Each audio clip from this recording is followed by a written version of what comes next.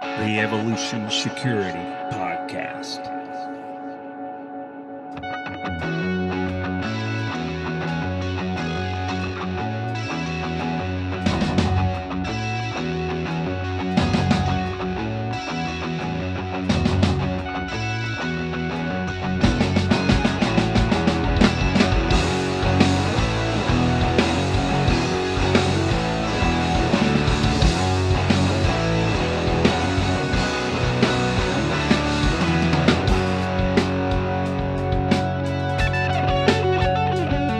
Let's talk about an awesome training opportunity. We are super pumped to be hosting John Murphy of FPF Training for his Street Encounters, Skills, and Tactics class, the 5th and 6th of November 2022, just outside Fort Bragg, North Carolina. This class will teach life-saving material to include Stop the Bleed Medical, Pre-Encounter Management, Pre-Assault, Proper Pepper Spray Use and Deployment, Essential Shooting Skills, Scenario-Based Decision-Making, Post-Fight, and more. For tickets, go to our show notes and find the class link, or go to John's website, fpftraining.com, and look for the class in his course calendar. Also, listen to John on our podcast, episode 66, to learn more about him and tap into his vast knowledge. Come join us for our EvoSec defensive pistol class just outside of Fort Bragg, North Carolina on June 11th, 2022. This is an 8-hour Level 1 pistol course focusing on a fundamental defensive pistol platform from the holster, moving into dynamic shooting principles from concealment. Even though marksmanship is covered, it is a class that focuses on marksmanship and gun handling skills from a fighting perspective. You will leave this class having a solid shooting platform from extreme close distance out to typical fighting range. Most importantly, you'll leave understanding how to practice and become more capable of defending yourself and or a loved one in the event of a violent encounter. For tickets and more information, go to the Eventbrite link in the show notes or go to our website at evosec.org and find it on our upcoming events. Come train with us. Good evening, ladies and gentlemen. This is Eric Davis with the EvoSec podcast. I am joined by my twin brother, Aaron Davis. We've got a very special guest this evening, a person that I've been following for well over 25 years as a young martial artist. Yeah, I don't know if we had that discussion yet, Mark, but yeah, I've been following what you guys have been doing for a long time. But we'd like to welcome Marc Denny, one of the co-founders of the Dog Brothers. Welcome to the show, Mark. Woof, woof. You know, sometimes it's funny when we'll be on a phone call and you'll do the woof woof, and it'll kind of be distracting. I was like, yeah, he did just do woof woof. So I apologize to everybody for the very plain backdrop here. Had a much more aesthetic one with the swamp out behind my house sitting out on the Carolina deck, but technical things intervened. As a boomer, my superpower is to mess up technology. So here we are with just these blinds and a little bit of color here, but here we are. Awesome. It's great to have you on the show finally, Mark. We've been talking about doing this for a while. But anyway, I'm glad that we're making it happen. So yeah, Mark, well, why don't we just dig right in, and why don't you give us your background? I'm sure you have a lot to talk about, but let's hear what you have, buddy. Well, I could go here, I could go there with that. So why do you have me here? Well, I'll just say it this way. Just give us a synopsis of your. Let's just start with, say, your education time and what led you to martial arts and summary. All right. I can run with that. So I was thrown out of a private school in New York City and wound up in a public school that was 20% white, 40 black, 40 Puerto Rican. Went to college for a couple of years, dropped out, construction carpenter for 3 years. Got a little restless. My father sprang for a psychological aptitude test. They said I had a very strong analytical mind and a very high tolerance for conflict. And went back to college, went to the University of Pennsylvania. My degree was in international relations. My country of specialization was Mexico. My professor was William Quant, who headed the Middle East. So this would be 1976, 1977. So he headed the Middle East desk of the National Security Council under Henry Kissinger. So he was just a few years fresh off the job at that point. Wow. Graduated in December, spent 7 months down in Mexico, did a semester at a law school in Mexico City, La Universidad de Nahuac in the Lomas de Chapultepec, working on getting my Spanish up to something resembling an adult level. Those of you who know my story about getting thrown into a Mexican prison, it happened, that was for 3 days. That was at that point. Then I went to Columbia Law School, Board of Directors, Society of International Law, constitutional law professor was, drumroll, Ruth Bader Ginsburg. Wow. Wow. We didn't agree on some things, but I will give her this. She played fair with me, and when she was on the court, her best friend was Justice Scalia, and that speaks very well of her. That's right. I've heard that. Ideologically inconsistent. And, also respect for the fact that when the Progs and the Dems were talking about packing the court, she said, no, I don't. I think 9's a fine number. So I'll give her props on that. Awesome. But on constitutional law, we disagreed on quite a bit. But went down to Washington, D.C., lawyered for a year there, member of the bar, inactive status since 1982. Came out to California and, somewhere in my first year in California, stumbled across the Gaye Academy. Since my Mexican prison adventure, I've been thinking I need to, all's well that ends well. It was a 4-on-2 fight, but I had a belt buckle that was like brass knuckles. And so that kind of evened things out.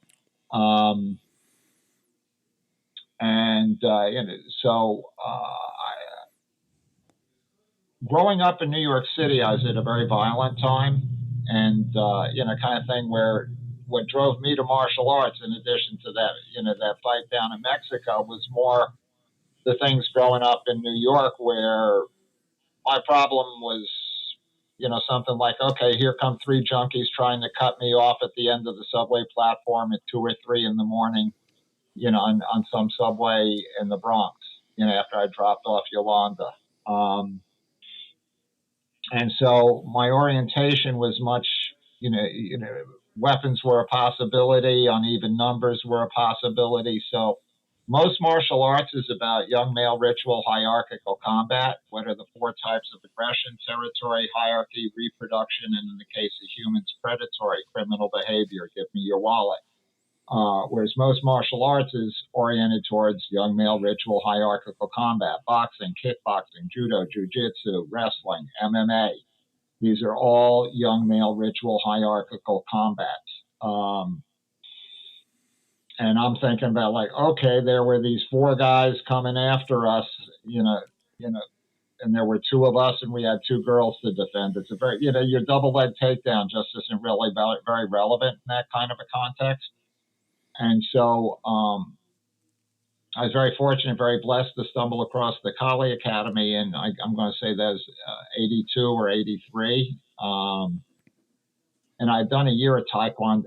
My last semester in law school, I did Fu Jiao Pai Kung Fu, Tiger Claw Kung Fu.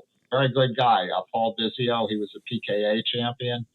But and when I went down to Washington, he said, your legs need work. And so I wound up in a Taekwondo school, one of the June Ree schools. The teacher was Rodney Batiste, who was a PKA. He challenged for the title a couple of times in that era.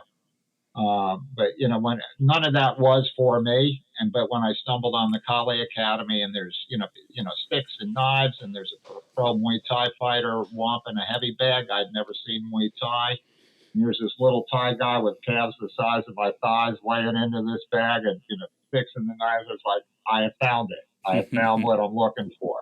Nice. And I was in my 30s at that point, and that's where I met a guy by the name of Paul Vunak, and I started training with him in the alley behind his house. We were good friends for a time. Actually, I was a 1/3 partner in Progressive Fighting Systems. If you look at the articles of incorporation, you'll see that I handled that. But ultimately, after about 3 years, that didn't work out. But along the way, he was very articulate about stick fighting being a good foundation for trapping, and he was very articulate for trapping. And so a couple of the guys came into class one day in the alley, and they're all covered with bruises. And it's like, my God, what happened? And we've been stick fighting. And I was like, but I read about the death matches in Guro Inosanto's book, and they weren't dead. So I was really intrigued. And, wow, yeah, we met this guy in the park, and, we're going to go again. And I said, well, let me come along next time. And that's how I met Eric. And Eric Knauss. that would, so my interest was always making sure that my skill sets were properly adrenalized, because my interest is like, okay, when something happens, I don't want to be, overwhelmed. I want to be, tested my skills. And it seemed like what Eric was doing with the stick fighting, I wasn't very good in the beginning, but 90% of life is showing up, and I kept showing up. And Vunak and I parted. I got back to the Inosanto Academy. Guro Inosanto, he had set up his own. The Kali Academy shut down. There had been the IMB for a while, and then Guro established his own school up in the Marina Del Rey area. And so I went up there, and Vunak and I parted ways. But because I haven't met Eric, I brought Eric up.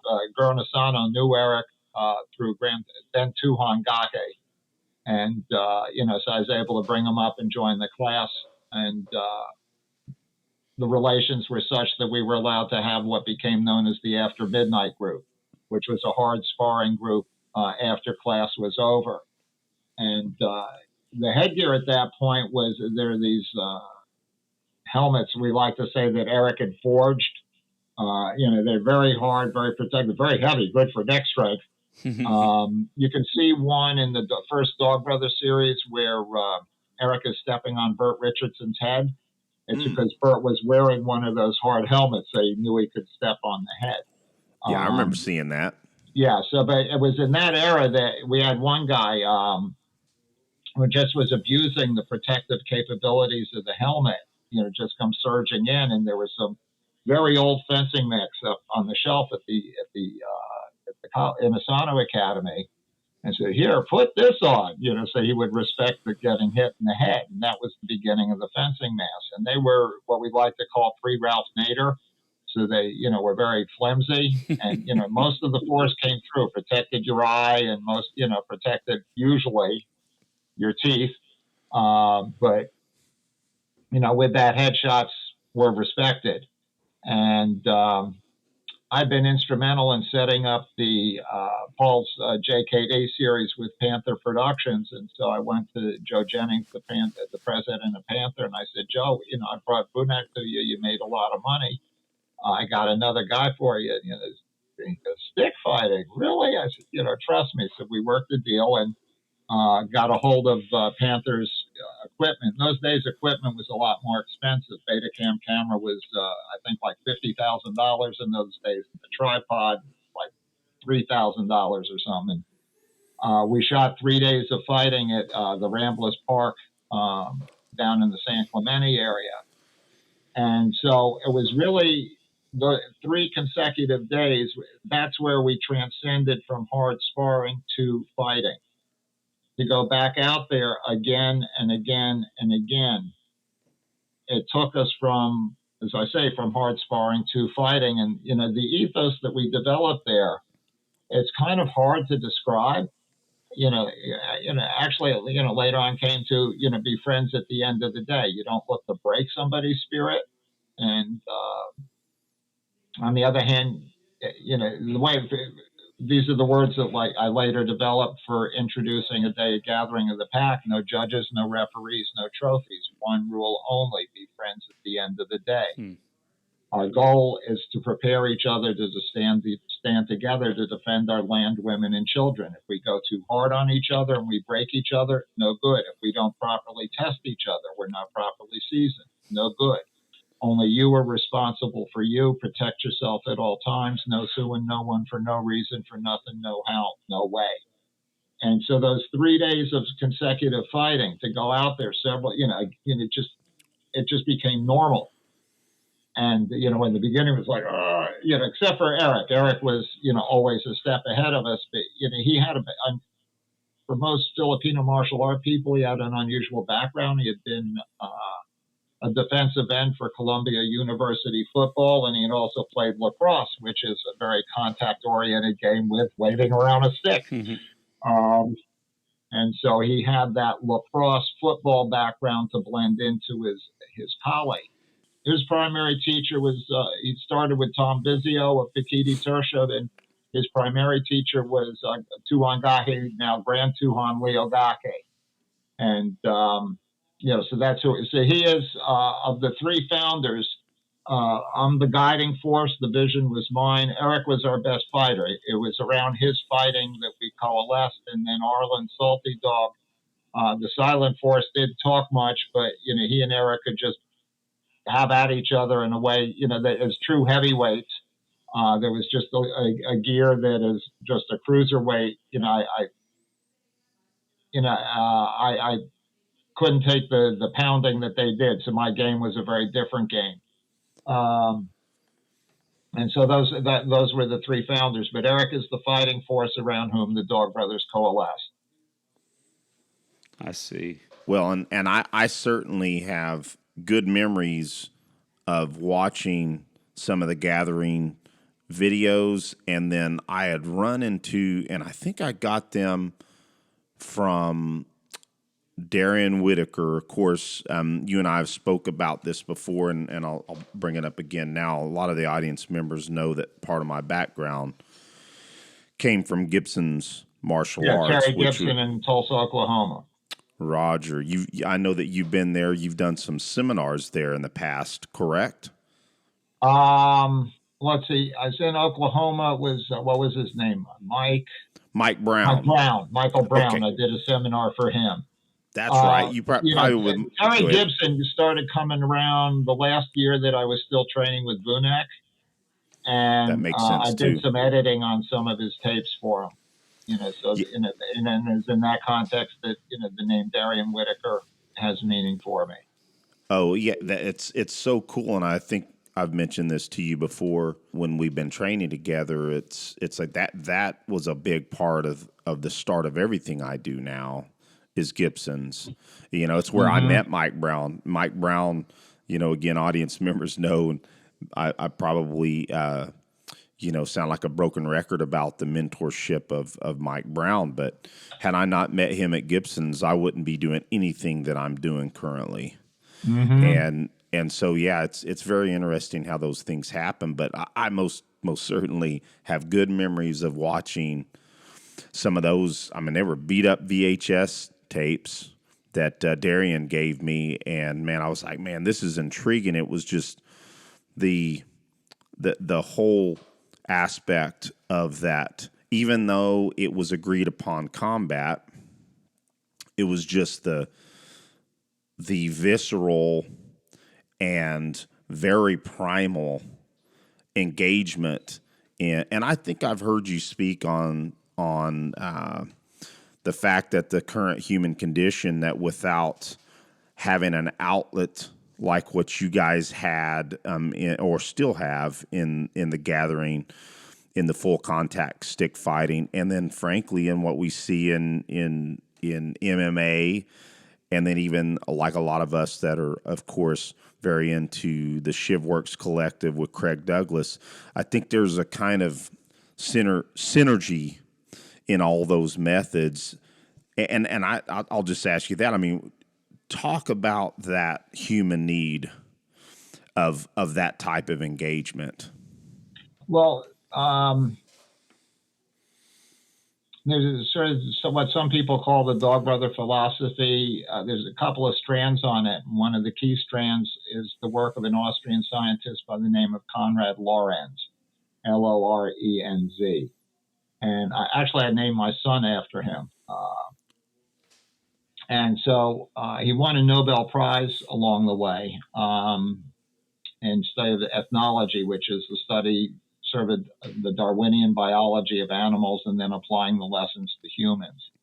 And so one of his most important works is a book called On Aggression. And so he begins with the question, aggression exists in nature.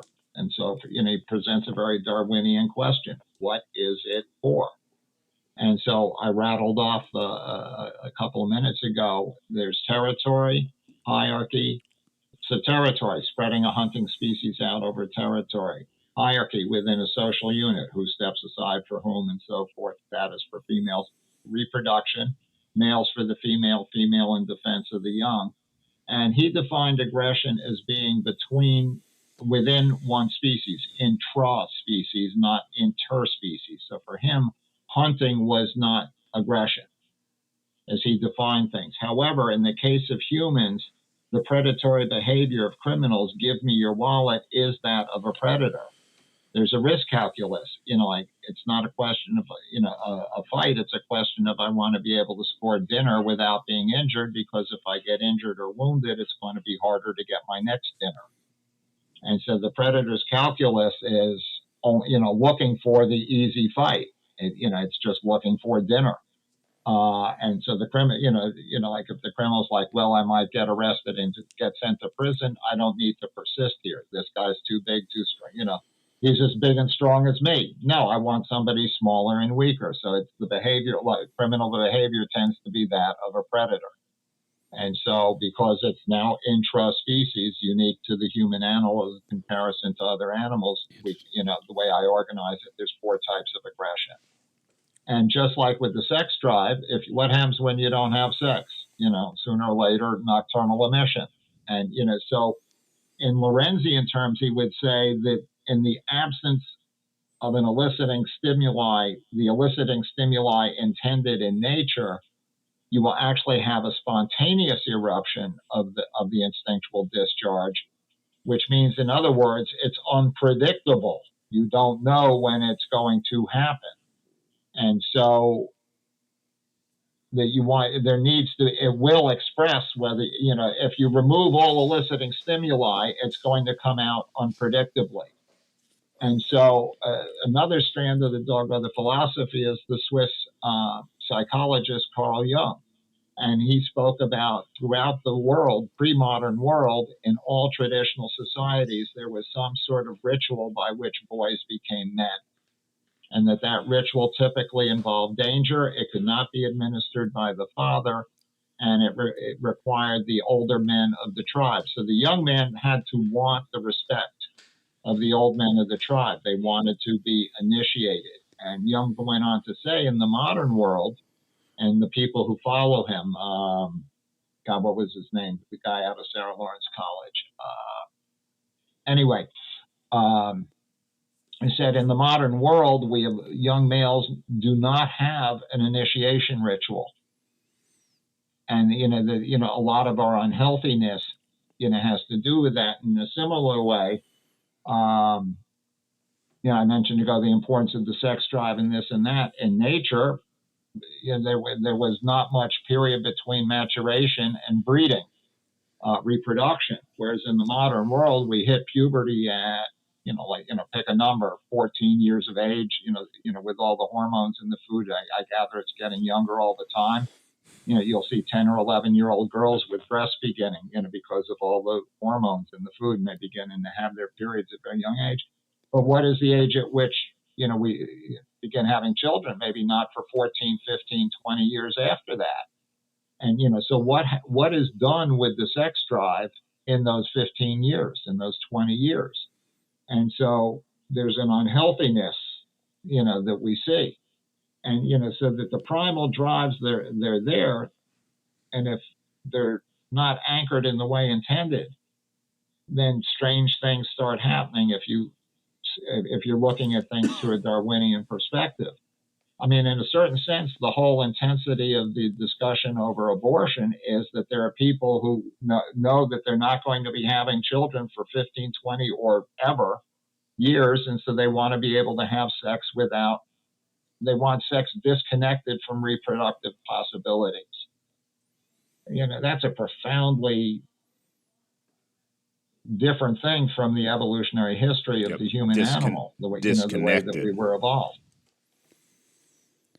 Yeah, absolutely. It's completely disconnected from the human condition that I understand, and I'm not near as smart as you about these evolution philosophies that you're hitting on. But it's so interesting because those are some of the exact philosophies that I heard from you years ago. And I'll just tell kind of the interesting story to our audience that, Mark and I have just known each other personally for only, about 3 or 4 months, maybe? Yeah, that's right. Over at the Martial Arts Academy of Southern Pines. And, but at the same time,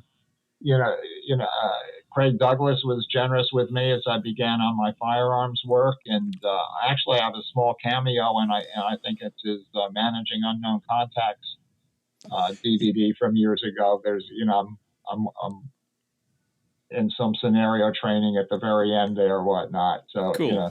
I think the one that I remember is his practical unarmed combat that I know. Maybe that was the one. Well, yeah. Well. And I don't I'm not sure if there was a couple of different videos, but I absolutely remember you being in there, and I picked you out in that too. I was like, I think that's Marc Denny, and it's just so interesting how our lives intermingle, and the very fact that I remember when you and I first met at the academy, is that I just recognize your face and your inquisitive nature that I've seen from you in video and things of that nature. I'm like, seems like that.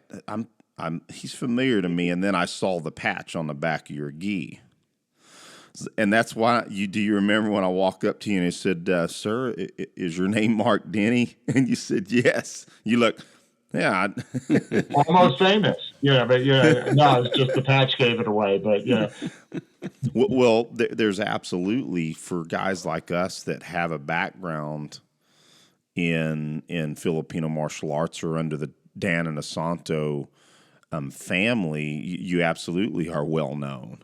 And so it's just interesting how things like that take place. And then the connection with Craig and it's fascinating to me how small a world it really is in martial arts, especially in the walks that we have participated in.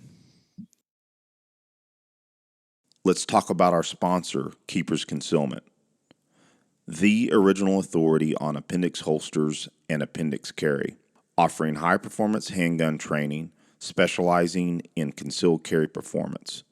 Check out their flagship holster, the Keeper. This holster set the standard for quality, comfort, concealability, and retention. Keepers Concealment is also a proud affiliate of CCW Safe, the truly proven legal service membership company, offering dedicated legal defense. Heaven forbid you're forced to use lethal force. Use code KC10OFF and check them out at ccwsafe.com/keepers. To buy a holster, sign up for a class, inquire about hosting a course, or join CCW Safe, find it all at keepersconcealment.com and use Evo Twins at checkout for 10% off. Now back to the interview.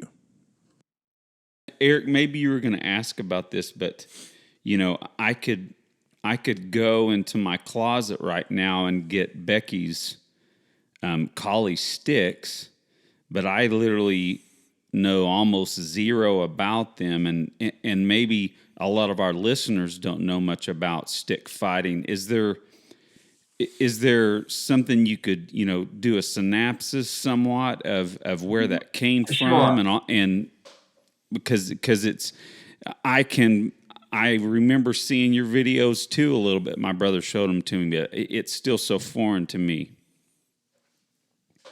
All right, so sure. So the Philippines,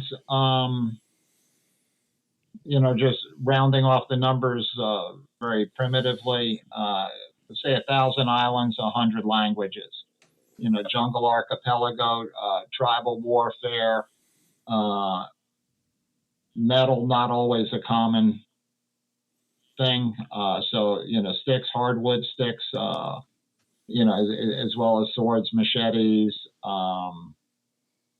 The fighting systems, there's no real borders between the Philippines and Indonesia and all the islands there. So to draw there's no real distinct boundary between the Filipino arts and the Salat, even though the Salat is different as you get down into Malaysia and Indonesia. There's no real line where it's like on this side it's this and on this side it's that. It just kind of fades from one to the other. And the Spanish came in and colonialized the Philippines, and so there was an influence there. And within the Filipino groups, they have a bunch of back and forth about like, well, you guys were conquered by the Spaniards, and we were never conquered, and oh well, that's they get into some of their squabbles there. Certainly, no place for this white American to get involved. But after America defeated Spain in the Spanish-American War of 1898, we imposed upon the Philippines to become a colony. And there's a history there. If you look at the insignia of various U.S. Army units, there's symbols there that are a reference to that. And according to one way the story is told, I don't know if it's true, but makes sense to me, is that here I'm looking for a knife here as here I happen to have one. That if you have a let me put this here. So here I am in ice pick grip. I'm in ice pick grip. If I were to do the old-fashioned John L. Sullivan kind of a boxing, I'd be slicing myself up. It made more sense if I'm fighting with ice pick grip, one in each hand. So this is the beginning of the hook and the beginning of the palm down boxing structure. And so the Army introduced boxing in the Philippines. So if you go back to the history of boxing in the 20s and 30s, there were a lot of world champions who were actually Filipino but weren't recognized as such because they were small, brown with Hispanic surnames. And so for the larger white American population, it was assumed they were some sort of Latino, probably Mexican. But you had Flash Elorde, Serafino Garcia, a Pancho Villa who was not the Mexican but a Filipino, and Serafino Garcia, and this is where the bolo punch came from, which is a motion that was used cutting down the sugar cane, down, and then a rip and cut up to complete the notch. And so the sugar cane would fall over. And so this motion like this became the bolo punch, from Philippines. And so the art was used in war, and then sticks were used as training, either to save the metal, you didn't ding up with the sword, ding the sword's metal, maybe not the highest level of metallurgy at that point, or just it became a way of having hierarchical disputes. There was rattan, there's hardwood, and then there's the movements of the empty hand, which come from the weapons. And so there's really a very deep history there. And it came to the United States during the colonial era, which then became eventually the Philippines becoming a commonwealth, where a lot of them moved to California to work in agriculture. And so in the Central Valley there, so actually the second largest ethnic group in California is Filipino. There's more Filipinos in California than there are blacks, the largest being, Mexican would being the largest ethnic group, after Caucasian, I guess. But again, assumed to be, Mexicans, just because they were small, brown with, Latin surnames. And so that the central community there was Stockton in Central Valley of California, the big agricultural valley that runs through the center of the state. And so that's where Guro Inosanto, my teacher, was born. So his father was from the Philippines and was a man of great respect. And in the Philippines, you could only train with one teacher. They were very secretive among themselves because this group versus that group and so forth. And in a blade culture, you really don't want anybody else knowing what your good moves are. And so it became, the extremely secretive martial tradition there. But as it came to the United States, instead of being, well, I'm Cebuano, you're a Longo, you're a Guaray, and so forth, it became more we Filipinos in the context of the larger American culture. And because of the respect for Guro Inosanto's father, he was actually able to train with many different teachers, and that was a tremendous change. And so he became a tremendous repository of the knowledge of the different systems and so forth. And so that that had a lot to do with how the Filipino arts took root in America. Is that roughly what you were looking for? Oh, certainly. That's great. And then it's funny, my wife just brought her sticks in here. I don't know what to do with them. Eric will have to show me. Interestingly enough, Marc, it's a blessing to hear that recount of history. I sit there and think sometimes about my past in those systems, and I've told you, as we've talked about things, I'm so rusty at all of it. I think you and I need to remedy that. But it's so profound to me to hear and remember as a younger man before I joined the Army how much value all of that history was to me. And a lot of it I start to forget because I don't engross myself into it as I should. I became an instructor under, I was an apprentice instructor under Mr. Gibson, but he passed away. And then Darian and Mrs. Gibson ran the gym for a long time, and I got my instructorship under them. So I had to know a lot of this, and it was always profound to me, such cool history and how those systems were developed, and just to hear you recount some of it's nice to hear. It also brings me back of why, again, I do some of the things I do now.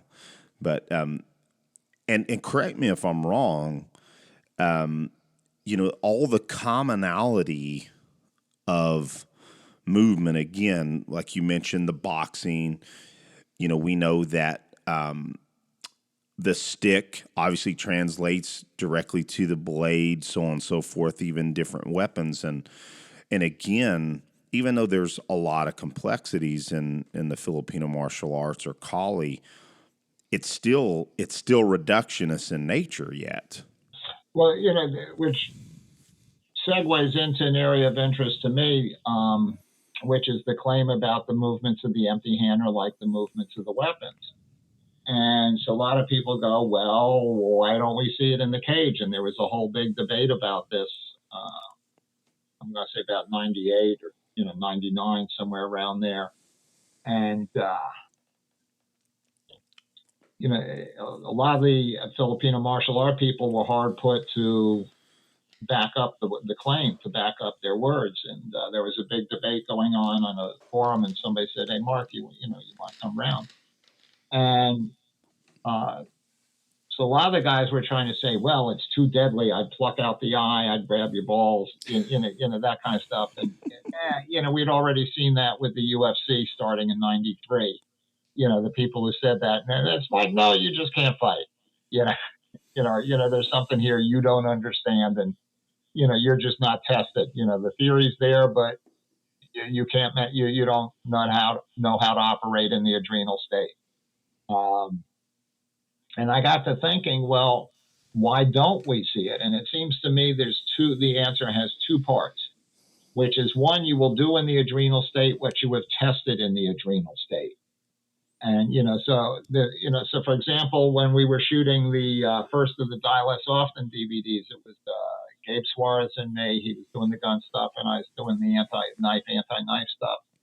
And we were having some force-on-force stuff at the end, and one of Higa Machado's black belts was watching. And he says, so against the knife attack, he says, comes up to me, he says, well, couldn't you just do a double leg takedown? So I got the release to use them. You can't sue us. And, we get to use the footage, and we sent him out there. He got the double leg takedown, and he got stabbed several times in the well. He had the natural, well-earned confidence of a Brazilian Jiu-Jitsu black belt, and his capabilities. Yes, but just it's different when there's a knife. There's various things like,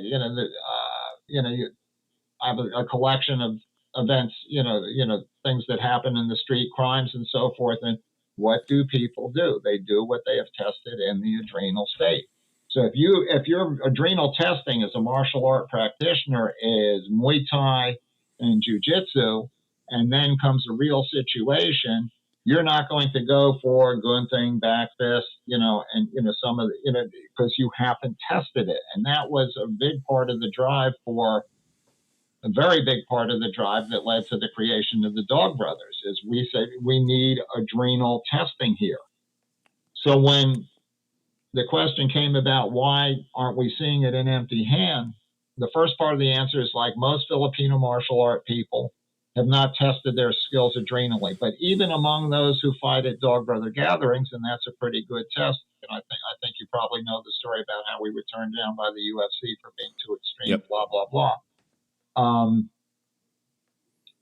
Why weren't, and some of them were also fighting MMA, why weren't they bringing the Kali? And the answer was, in that era, it was overwhelmingly single stick.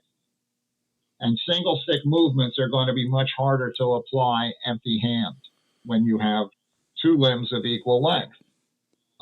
Whereas my best fighting was as a double stick fighter. So I retired from Dog Brother fighting at the age of 48. And shortly thereafter, I met Rico Chiapparelli in the back room at Higa Machado's gym. I had started with the Machados back, let's see, when was that? 1990, I started with the Machados. And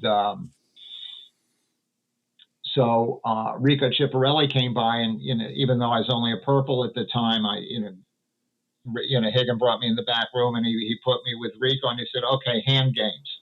And so I started doing some of my hand game stuff, and Rico was intrigued, and so he invited me over to the Raw Gym, which stood for Real American Wrestling. So that was Rico, two-time world wrestling champion under Dan Gable, Vladimir Matushenko, Frank Trigg, young Lyoto Machida, serious first-rank MMA gym. And it was there that, now at that point, I'm in my early 50s, they could have smashed me, but, but they allowed, so dialing down what their physicality to what was suitable for me in my early 50s, I began developing, bringing my double stick fighting movements to MMA. And so this then leads to the third area of Dog Brother martial arts. First area is the real contact stick fighting. The second area is the Kale Tudo, which is a pun on the Brazilian Vale Tudo. And so Vale Tudo, for most people, Americans pronouncing Vale, they pronounce it Vale. And so then instead of Kale, it becomes a bad pun. And so it takes everything that was part of the original UFC, before all the rules that now exist, which exist for good reason. But, the original days with the headbutts, with the groin punches, with the stomping on the ground and so forth, that's the Vale Tudo. And so you blend it with the Kale Tudo.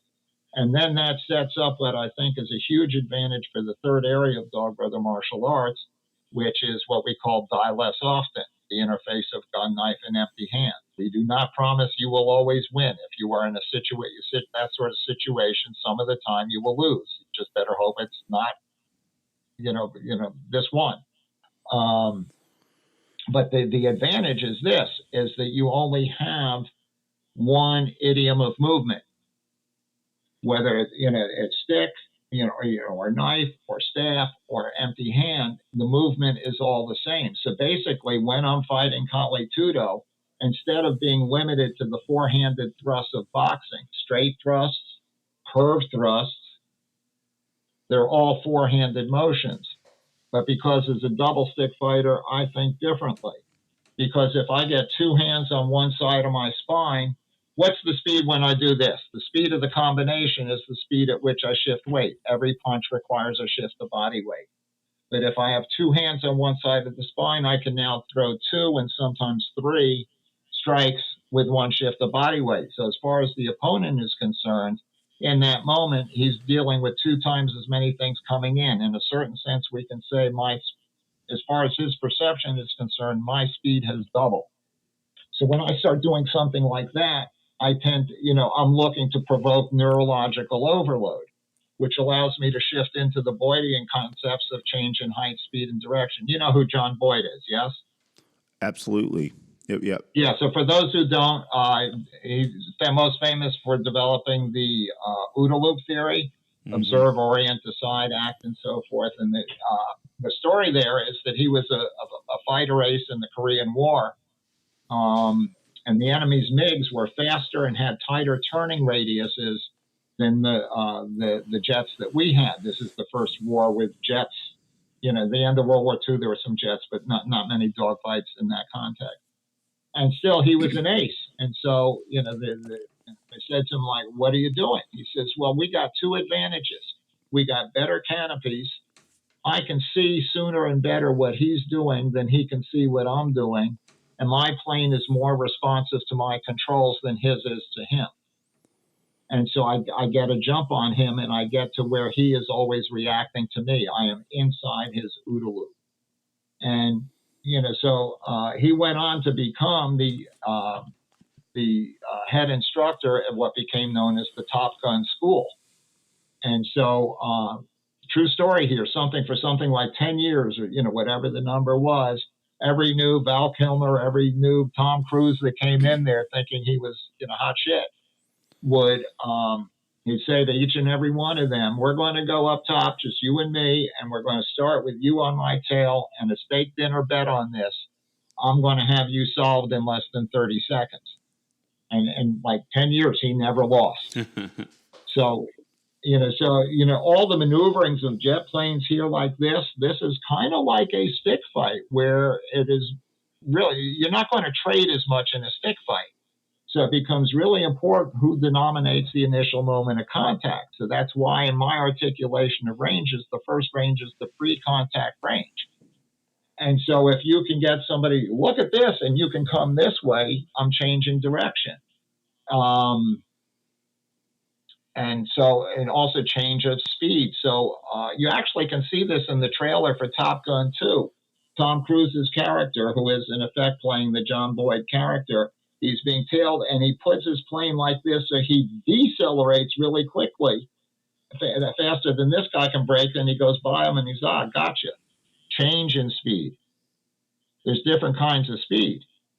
There's an initiation speed, acceleration speed, top end speed, even before those, reaction speed, and so forth. So the more you can change your speed, for example, that's relevant. And, change in direction. How do you so the weaponry teaches change in planes of motion. So if I'm not limited to four-handed thrust, and I can start doing all kinds of different other things, and I can punch without retraction, I can put my opponent, so goes the theory, into neurological overload. And so if I can do that, if I only have one idiom of movement, when we are in die less often, I don't need to diagnose, this is empty hand, therefore I do empty-handed movement. Or when that hand's coming out behind, does it have a knife or is it a fist? I don't have the nanoseconds necessary to diagnose which operating system to use. There is a very, very real and valuable advantage to be gained of having only one operating system, regardless of whether it's empty hand or weapons. The Kali Tudo is where we test that. The die less often are the criteria that we apply to that experience. So for example, having a good double leg takedown, good thing, but in the context of street fighting, that's less important. So there's more emphasis on throwdowns because you got to go to the next guy or you got to leave before his friends arrive or, blah, blah, blah. Oh, yeah. We if we can avoid being sucked into a ground fight, then all the better. And we know the old adage, and there's folks out there say, "Well, I just won't go to the ground." Well, we know that's not the way it always happens.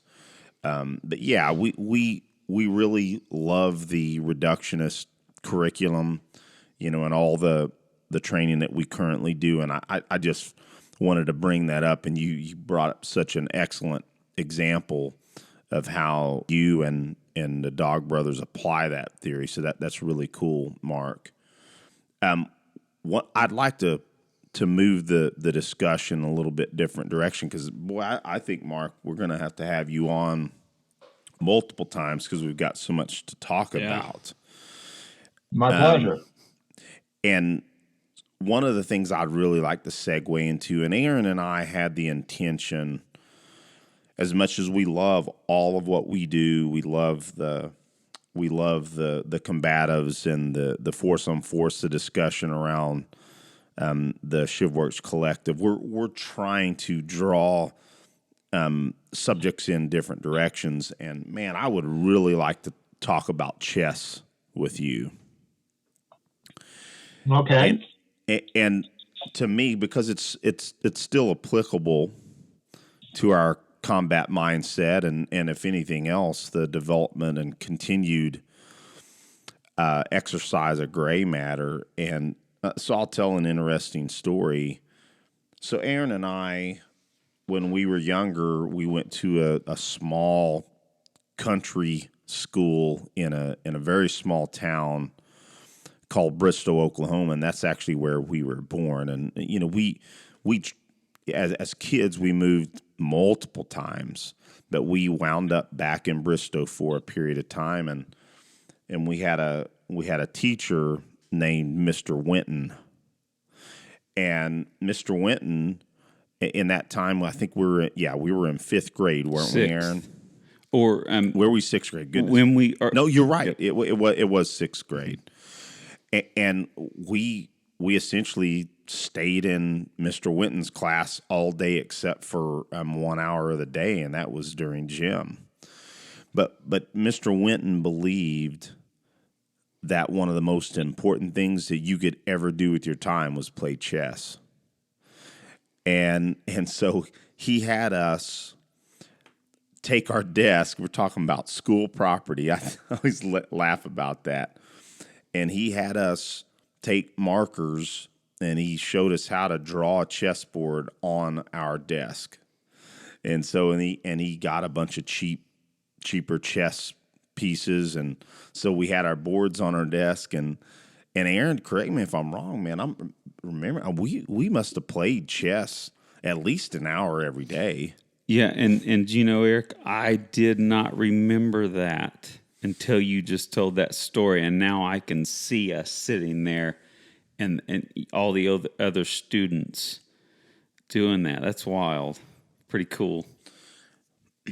I totally believe that my mathematics background throughout the rest of my high school and then my early college was because of playing chess so much. And so Marc and I forget where the subject came up, but somehow you mentioned something. Maybe it was you were talking about going to the chess club, and I was like, man, I used to love to play chess. There's a church on Bennett Street in Southern Pines that has a chess club on Thursday nights. Yeah. And I was like, man, I love chess. I just haven't played and sincerely hadn't played a physical person in, I think, around 20 years.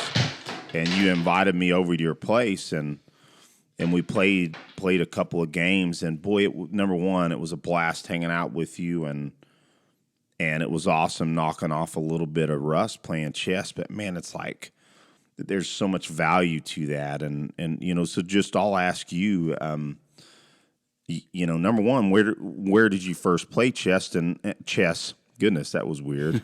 Freudian slip out of that rear end. Where did you first learn chess, and what does it mean to you now? Let's see, I was 6 when I learned to play, and my parents had divorced when I was 3, and gentlemen callers would come over, and so while my mother was getting ready for the date, I would play chess with them, and I don't know if they were letting me win, or but the way my mother tells it, actually, I was after about a year, I was beating a lot of the gentlemen callers, and so that was my beginning with chess. And I think what I like about the game is that it is an extremely violent game.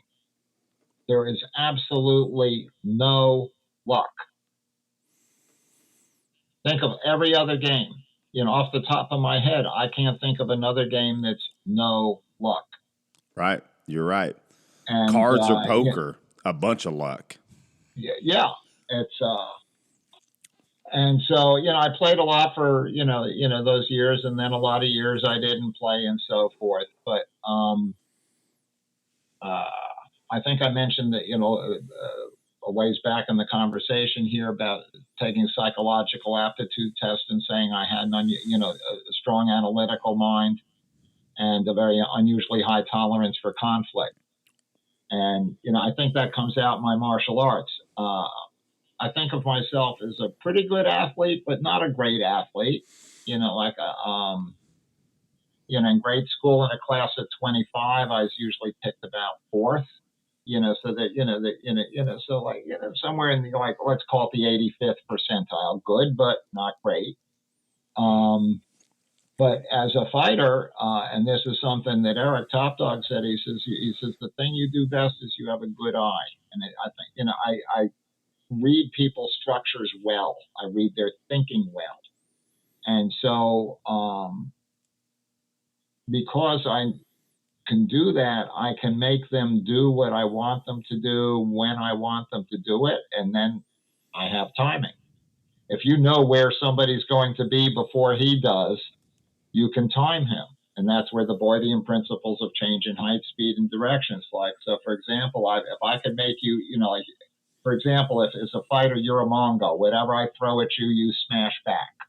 There are guys who slip and come back, for example, basic personality types, and Mongo smash. And so I make him go on the horizontal plane with me, and then I fake the horizontal plane, and now I come to the vertical plane. I got the initiative. Simple example. And so the more you can read structures, what are the natural chambers that people gravitate to? And if you've got a checklist of things for each of those structures, then you're not slowed down by having to think. It's already worked out. And so, and it goes even further when you get into the stick grappling. I began with the Machado brothers in 1990, and after 9 lessons, I brought that in. Higgin and Carlos Machado came to watch, and they were coming from Brazil and the Vale Tudo awareness, and so they looked at the pre-UFC America as like, yeah, most martial art people have no idea, and then they came to watch Eric and me and do some fighting. So they're very intrigued. And so when you bring jiu-jitsu or MMA into stick fighting, there's 3 simultaneous fights. There's the MMA fight, there's the stick fight, and there's the stick grappling fight. And so I can make somebody do something that he would never, ever do in MMA, because it would be a huge error. Wow, I sort of flick over he's in my garden. I flick over the top. He can't help himself. He reaches out. Shazam, armbar. And so what you have to have is, it's like, you guys ever play pinball? Mm-hmm. A little bit. There's some machines where you get going really well and you have 2 or 3 balls going at the same time.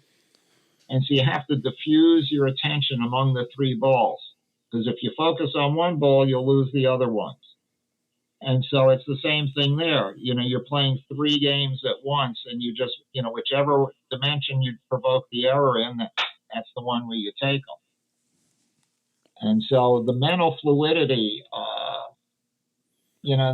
same thing with chess. As a chess player, there are guys who have a lot of, well-memorized openings in a very positional, strategic game, whereas my temperament is I'm a very aggressive chess player.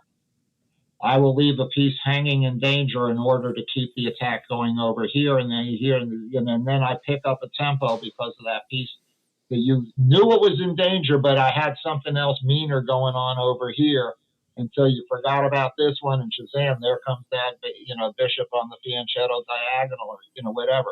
So, by analyzing and, having certain concepts worked out, you can be more spontaneous. Well, and I want to make sure that I let Aaron come in here on this conversation on chess too. But it's interesting, Marc. I certainly would not count myself as a super high player. I did play a lot, and I was like you, where I got to the point where every adult that I would play, I would beat. Mm-hmm. And so I did have a talent for it at one point, but I've lost a lot of that. I could tell when we played, even though you had a lot of rust, I could tell that you knew what, I could tell. Well, thank you very much. I mean, I'd just say, man, you're an awesome player yourself, and beat me twice. We didn't play we played about an hour, maybe. But it was intriguing to me. There were many cases where, and if you're an astute chess player, you'll start to pick up on not just patterns but threats. And one of the things that I would pick up, and in many cases that's what chess in many cases ends up being, is that sometimes you can't stop everything from happening, because ultimately the game starts to close and you start getting into end game, and there's variations that you can take, but really the two games that you and I played, it was a very good rust knocking off session for sure. But one of the things that I've reflected on it probably every day, and thinking of my old days of playing, and really you've caused me to start thinking very hard about my chess again, and I'm looking forward to the next time that we get to play. And I know I promise I'm going to take you up on your offer to come to the chess club. Yeah. The problem is it conflicts with the jiu-jitsu role, so maybe just come over to my house and we'll play some more. Yeah, but, and that is what it boils down to. Is it's hard for me to get away from jiu-jitsu, but it's okay every now and then, because I know this, that my current goals in my jiu-jitsu, they're my number one goals. But yeah, I'll definitely come back over to the house, but I still want to come to that club and interface with other people in chess. It's such a valuable part of my past that I'm ready to visit it some. Aaron, what you got on the chess discussion, man? I can barely play chess, but I did play my son the other day, and it was the first game I had won in a long time, and I couldn't believe I beat him. How old is he? He's 13. Okay. And now, but I'm going to take this to an elementary level, guys, but there's something I'm very curious about. So Marc, you can probably see some of the guitars on my walls. Okay. I'm a failed musician. Yeah. So I am more of a musician than I am anything else. But what I'm wondering about, for instance, as a professional musician, I get gigs that people can read music perfectly, but they can't play. Okay? That they cannot sing with their instrument. They can't produce what's in their brain. They have to simply read the music, and it's very robotic, and there's no rock to it, right? But what I'm taking this back to is you can play music extremely well without reading music. So I'm asking about the coordinate system that in chess, if high-level players do think in the terms of, white knight to c3, or, and then black responds with his pawn to f5 or whatever.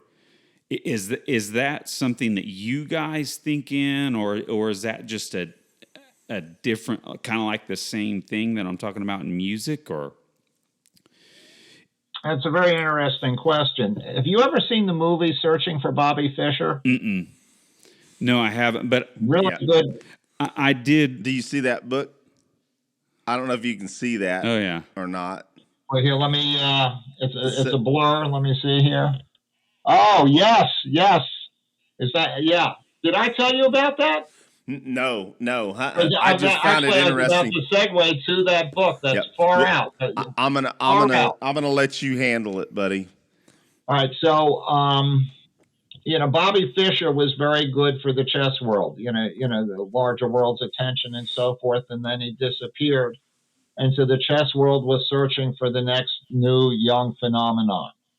And so the movie Searching for Bobby Fischer is about a true story told in movie Hollywood fashion somewhat, but pretty close to the essence of the thing, about a guy. The real guy, his name was Josh, what's the last name? Waitzkin? Waitzkin, yep. Mm-hmm. And so it's told, the way the movie told it is this kid, growing up in New York City, I don't know if you guys know what Washington Square Park is, but it's down towards Greenwich Village. It's where NYU is and so forth. And there's some permanently built chess tables there. And so there's a bunch of old fart chess hustlers. And, there's a really dynamic local scene based around chess there. Cool.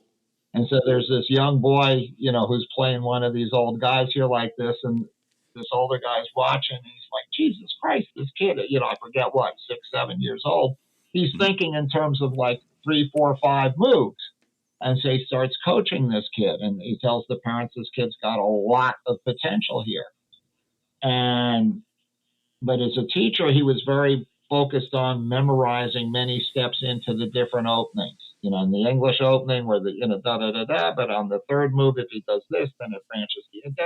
Very worked out, a lot of memorization.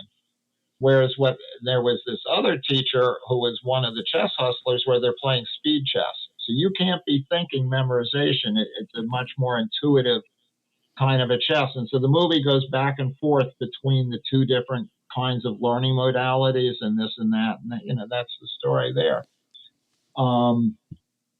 But the real Jotzwashkin, the book that Eric has there, is he went on to become a successful champion in Tai Chi push hands, which, it's kind of a grappling method, but basically, the Tai Chi people love to push and send each other flying and so forth. And, there's some amazing stuff there. I got to do some push hands in the park in Taipei, Taiwan back in the mid-'80s. There's something there. Punan Guru Edgar Salite had good Tai Chi. He could send me flying 15, 20 feet.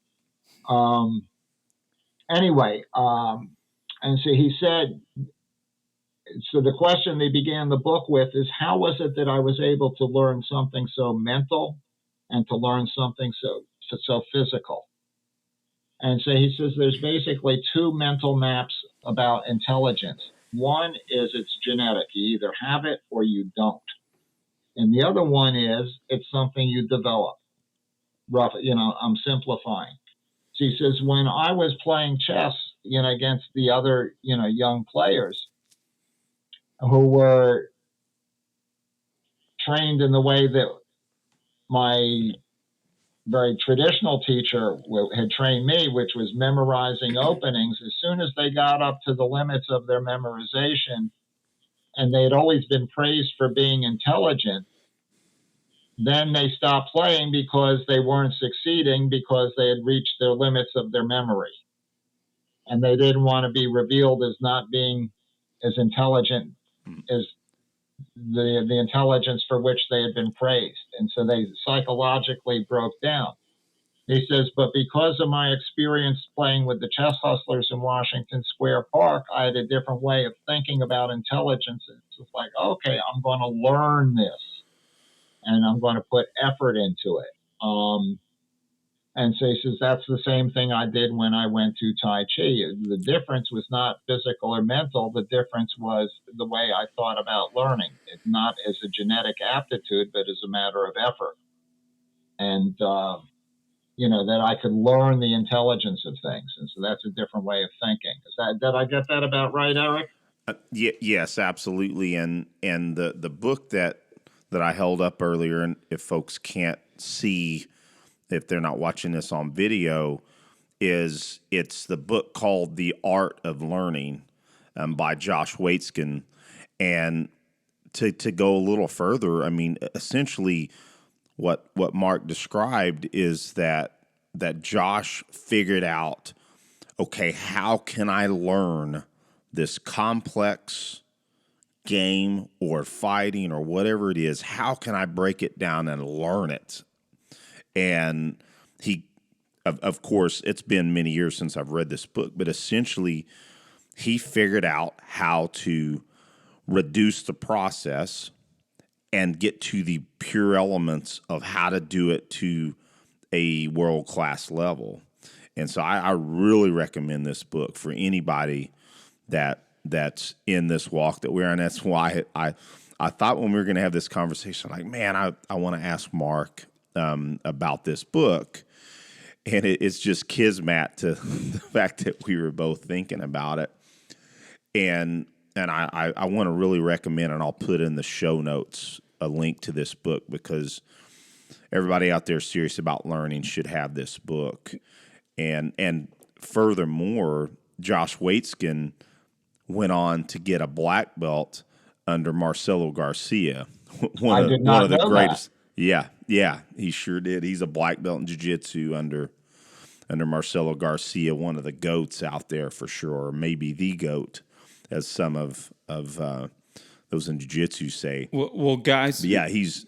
Go ahead, Aaron. I'm still curious though. So is Marc? Were you kind of saying that the grid system of reading moves or describing moves, is that kind of like the traditional way, and it's not necessarily used all the time, or is it always used at the higher levels in tournaments, etc.?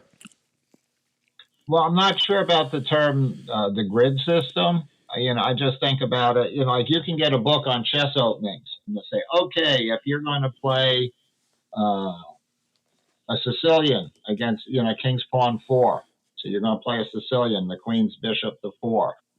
And you're like, okay, if his next move is the King's Bishop, this is what you do. If his next move is the Queen's Bishop, this is what you do. And, it's just, worked out to an incredible extent. But if you're not going to do that, so someone who's done that can be really formidable. And then on the other hand, when you run into something that you've not seen before, you don't really know how to think. Mm-hmm. Small story on my part is at the Dog Brother gatherings in Europe, Lonely Dog, who heads Dog Brothers in Europe for us. There's a very nice campground in Bern, Switzerland, and there's this beautiful river running through it. And there I am on the California time zone, and so I'm staying up to the wee hours of the night playing chess with everyone, and I know where I stand in things, but in that particular environment, I was the best player. And so I'm kicking ass and I'm kicking ass and I'm kicking ass, and there's this little restaurant there, and there's this old guy comes up and clearly already very drunk. And while he's watching me play, he finishes another bottle of red wine all by himself. The guy is thoroughly sozzled. And so, all the Euros are going to bed because they got fighting the next day and so forth. And I'm there and I'm still awake. I'm on California time. And he says, "You want to play a game?" Strong as, but I was restless. I say, "Sure." And so he sits down and I say, "Go ahead and take white." And so for his first move, he plays King's Bishop to 4. Now, this is the move that sets up the fool's mate, the fastest possible checkmate. On himself. It's like, I looked at that and I said, this is the stupidest move that anybody could make. And he promptly kicked my ass. And I said, again. And he opening with that same move that to my mind was utterly stupid, kicked my ass in a fresh way every time. And he's intoxicated. Yeah, I mean, he's old, he's thoroughly drunk, and he's kicking my ass effortlessly. And I'm thinking and I'm thinking and I'm thinking, and I finally move, and he goes, whoop. And I'm thinking and I'm thinking, and I finally move, and he goes, whoop. And so, after it was over, he says, well, I should let you know that I used to have a ranking of, somewhere in the 2000s, and I was the All Swiss champion. Wow. So, if I were, according to the chess program I dabble with, I'm somewhere in the 1300s, and, back when, Nice. if I sort of sit down and I play in a more focused way, on a really good night, I can take on a 1500 player, but that's really me exerting everything. So that's where I stand in the world of chess. Like most nights it's 1300, but if I've had a good cup of coffee and and I'm well rested, I might get up to giving a good game to a 1500 player. Which is not bad, but nothing of any particular note. And he just wiped it up with me and said, actually, I'm going to I'm going to take a chance here and reveal a secret. Since then, I've been working on that opening so that when I play.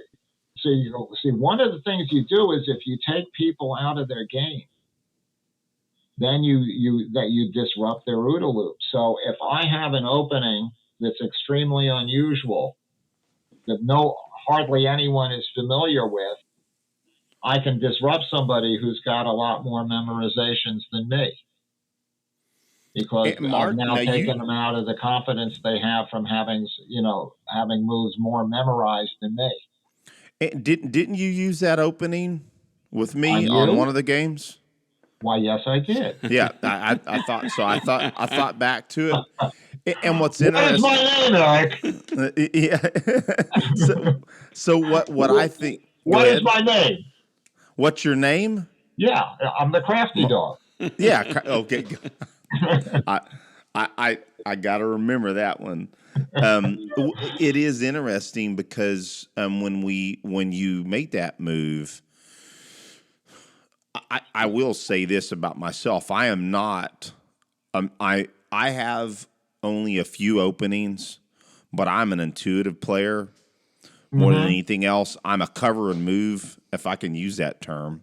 I'm a cover and move player more than anything else. I definitely have some traditional openings, but I very much play off of the other players' movements as best I can. But it did absolutely throw me off at first, but then it just made me have to think about a solution to at least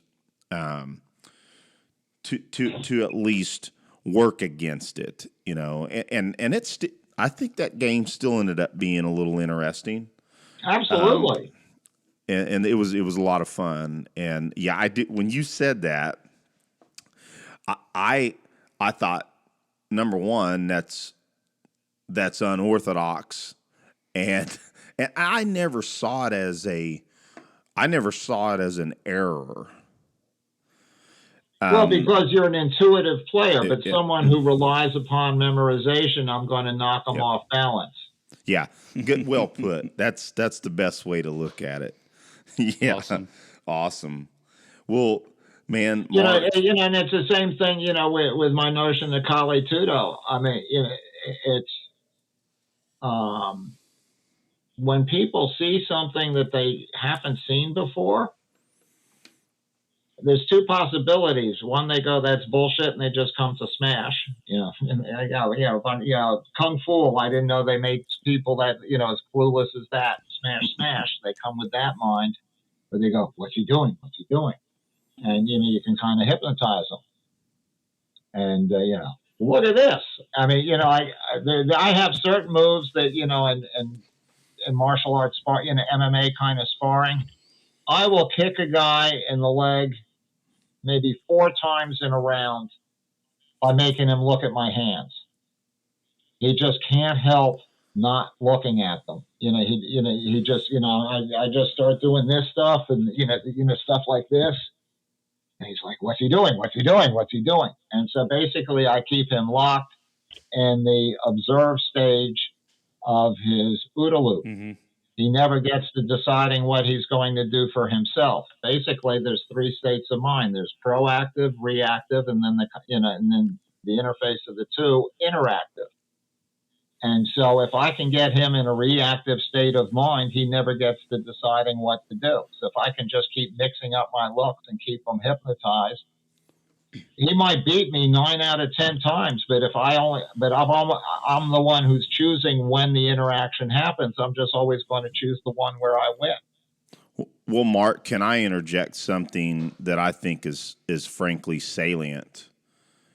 And, you know, for a lot of our audience members, this may help close that thought process, not close the discussion, but we think about one of the worst problems that we can ever face in a self-defense situation is that our awareness has failed us, and we've got a gun pointed at our head.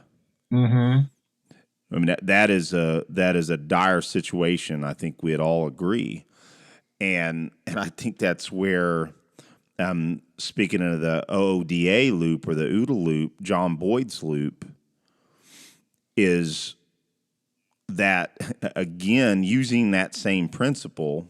You know, and I'm using Craig's terms here, the bitch up state where I can have my hands up. Hey, please, I'm not really wanting any trouble. You want my wallet, I'll give it to you. I want to go home to my kids. And then your action that you decide to act well before they can even observe what you're doing. And I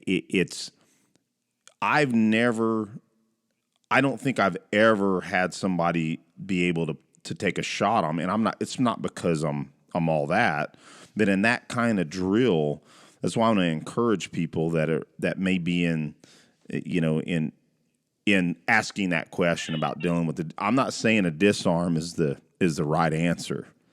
You know, in most cases, if I can, I'm just going to give them what they want. But sure. I think to kind of close up what you're saying is it's that action before they can even react is so crucial. And I wanted to know your thoughts on that. That was kind of a long shape into that question, but your thoughts on that.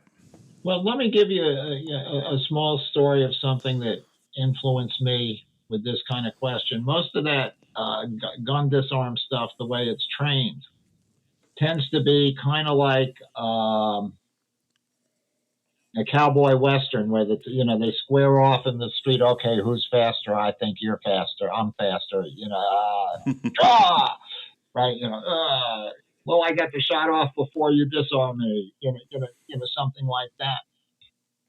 And several years ago, I don't know, like I'm going to say maybe 10, 15 years ago, one of the seminars I was doing down in Mexico City, my host down there, is he would bring me in to work with the, I don't know the proper term for it, but the special events team for the state prison for the state of Mexico. There's a video clip somewhere on the website of them showing me what they do. They had Rottweilers rappelling down walls and some cool stuff. And, going into the prison there, the darkness of a, serious Mexican prison is formidable. And so at my seminar, one of the cops, one of the guards or whatever from that, there's a point there. They said to me, well, what would you do if somebody pulled a gun on you? And I said, well, so there was a thing there where he played the role of the bad guy. And, so this is a serious, Mexico City street cop, who deals with bad people, and, very knowledgeable about the way it actually gets done. And this hand was disrupting and pushing, and, it was nothing like, give me your money. It was nothing like that at all. And, so to me, I was like, that requires Because what what the bad guys are instinctively doing is they are being hard to read. Good They're point. not going, ha ha, and then, like, Hollywood cowboy, shootout in the street. On your mark, get set, go. It ain't like that. It's going to be boom, boom, disruption. Maybe, maybe an impact or two with the gun, and so forth. And, but fortunately, I've never had to deal with that. But it's something I think about. And what I would add to that, frankly, because I was using a fairly elementary description for the audio setting, but I want to be very, very clear, because and these are discussions we have fairly often, is that if you've failed to that point where you're at gunpoint, it's a tough situation, and you're never guaranteed to win any fight. And it is much more dire when you've had to make the decision that you're going to try to disarm somebody, whether it be a knife, whether it be a gun. But again, you have to make that decision based on what you're reading from the person. And if you make that decision, you got to commit to it and get it done. But otherwise, that's why we always talk about, there's many cases where you're just going to give them what they want. Mm-hmm. And in hopefully in most cases that'll assuage them and they'll move on to their next hit. And pray that they don't. Anyway, I just want to make sure I'm clear on that. Any kind of disarm is a dicey situation. Yeah, well, it's good to play the game so you can make your best assessment as to how to die less often. Right. If you've never played those games, then your ability to assess is not really developed. Well, and I think just as important, or more to that, to add to that point, is if you've never done that before in even just in a force on force or even just a rehearsal setting, you're behind the curve in the first place. But on the other side of that coin, if you've done it before, then you're going to have much higher percentage that you're going to be able to pull it off. Mm-hmm. Well, Mark, listen, man, we're sitting at close to an hour and a half here. Oh, are we? Okay. And I have to admit, this is I think this has been one of the most interesting discussions we've had in a while. Definitely. What do you think, Aaron? Oh yeah. Well, Aaron, do you have anything else to ask Mark? No, I just have to say I know we could have probably 2 or 3 more episodes. Just on a lot of the stuff we want to touch on. You're a fascinating person, and I was real excited when Eric told me who you were and running into you at the gym, and then that you wanted to come on the show, and he told me about going over to play chess with you, and Well, I had to. When we roll, Eric is very gentle with me. If I'd said no, he'd be mashing me on the neck. No, not me. Well, awesome. I love rolling with you too, I'm very conscious of Mark. hitting 70 this August. It's I gotten old, slow, and fragile, and so I appreciate the way you let me get exercise. I love working with you, Mark. You're a pleasure to work with at the gym, and it's my pleasure. And frankly, I know you know the deal too. I know we're still young, but 48 hitting 49 pretty soon. I got to be real careful who I train with these days. I'm trying to get my black belt at some point. My goal now is before 55. We'll see. There you go. But you feel pretty good to me. I know you're working on the purple now. Yes. Yeah. Yeah. Well, you're certainly if you had told me you were a purple, I'd have believed you. But, well, thank you, Marc. Well, you're a pleasure to train with, and you're becoming a very good friend. So I appreciate you. No, I enjoy. Yeah, I feel the same, and look forward to more chess and meeting your brother there in person. And if you guys think there's more, I enjoy conversation with good people. So if you guys want to do this again, just let me know. Most without assuredly. a doubt. And so on that note, Marc, www.dogbrothers.com, CraftyDog@earthlink.net, CraftyDog@earthlink.com.net, CraftyDog@earthlink.net. So I'm in the Southern Pines, Aberdeen area, and I'm doing private training. I'm teaching out at 37 PSR as well, and for those, there's also the association. $30 a month or $300 a year. Go to dogbrothers.com, click your way along the yellow brick road. Awesome. You rolled it off, brother. That's exactly what I was going to ask you. You read my mind. Just my like you read my chest plate. My wife says to me, I thought you Jews were good at business. But doing great, I brother. should have been plugging that much sooner instead of at the very end after the better part of 2 hours. Well, Marc, I'll put it all in the show notes, buddy. All right. Well, very good. All right. So look forward to seeing you on the mat. So let's see. Tonight's Wednesday. You going to Southern Pines, or you want to play? You want to go over to the chess club tomorrow? So tomorrow, I already have obligations to do test material. Speaking of purple belt, okay. with one of the guys, he started asking me when can I do test material, and so right now tomorrow is a test material day. So but maybe next week though. I would love that actually. I can put off next week. There you go. There you go. All right. Yeah. So I had a couple of weeks away that, just with the approaching apocalypse, the wife and I have been, building our garden, and, we got a big chicken coop, and, so we got to assemble the chicken coop and predator proof it, blah, blah, blah, blah. So I had several weeks that I was off the mat. So well, Marc, I think that's a subject we'll hit on another time too. I mean, all that self reliance is important. We need to hit on that. So I'm going to write a note about that. We'll talk about that next time as well. But listen, brother, we've taken enough of your time. You have a blessed evening, and we'll see you within the week.